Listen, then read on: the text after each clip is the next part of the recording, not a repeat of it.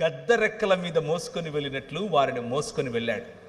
సంవత్సరాల తరబడి వాళ్ళు విత్తాల్సిన అవసరం లేదు, కోయాల్సిన అవసరం లేదు, కట్టాల్సిన అవసరం లేదు, నాటాల్సిన అవసరం లేదు. ఇలా నోరు తెరుచుకుని పడుకుంటే పొద్దునికి మన్నా నోటి నిడుతుంది. అలా పెంచాడు. అలా పెంచితే వీళ్ళు గొనుగుడు కార్యక్రమాలు, సనుగుడు కార్యక్రమాలు మొదలుపెట్టారు. మూడవ వాగ్దానం, వాగ్దానముతో కూడినటువంటి నిబంధన. ఏ ఇశ్రాయేలు ద్వారా అయితే ప్రపంచాన్ని తిరిగి ఆయన రూపాంతరము చెందించాలనుకున్నాడో ఆ ఇశ్రాయేలే ఇప్పుడు దేవుణ్ణి నువ్వు మాకొద్దు అని చెప్పింది. నెహుష్టానును నిలబెట్టుకుంది, కీయు దేవత వైపుకు పరిగెట్టింది, బయలుదేవత ఎదుట సాష్టాంగపడింది, మొలెకుకు తన పిల్లలను అర్పించింది. ప్రభు అన్నాడు, నన్ను విసర్జించావు, నువ్వు చస్తావు అన్నాడు.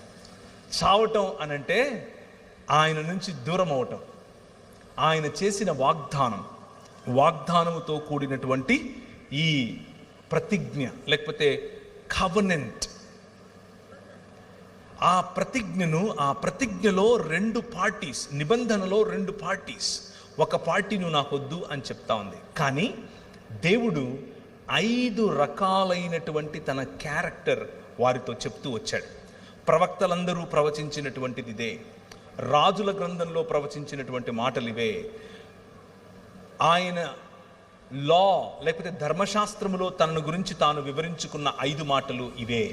మొదటిది, నేను నీ తండ్రిని, ఐ యామ్ యువర్ ఫాదర్. రెండవది, నేను నీ భర్తను, ఐఎమ్ యువర్ హస్బెండ్. ఇశ్రాయేలుతో దేవుడు చేసిన నిబంధన, ఒక తండ్రికి పిల్లలకు ఉండే నిబంధన, ఒక భార్యకు భర్తకు ఉండే నిబంధన, ఒక ప్రియురాలికి ప్రియుడికి ఉండే నిబంధన, ఐ యామ్ యువర్ లవర్, నేను నీ ప్రియుణ్ణి. నాలుగవది, తండ్రి, భర్త, ప్రియుడు, కాపరి, I am the good shepherd, నేను నిజమైన కాపరిని, మంచి కాపరిని అని చెప్పాడు. పోషించేవాడిని నేను అని చెప్పాడు.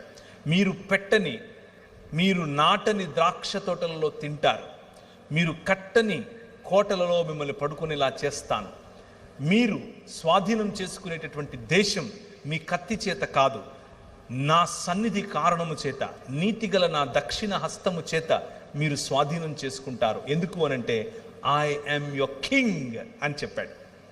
నేను నీ రాజును అని చెప్పాడు. తండ్రిని అన్నాడు,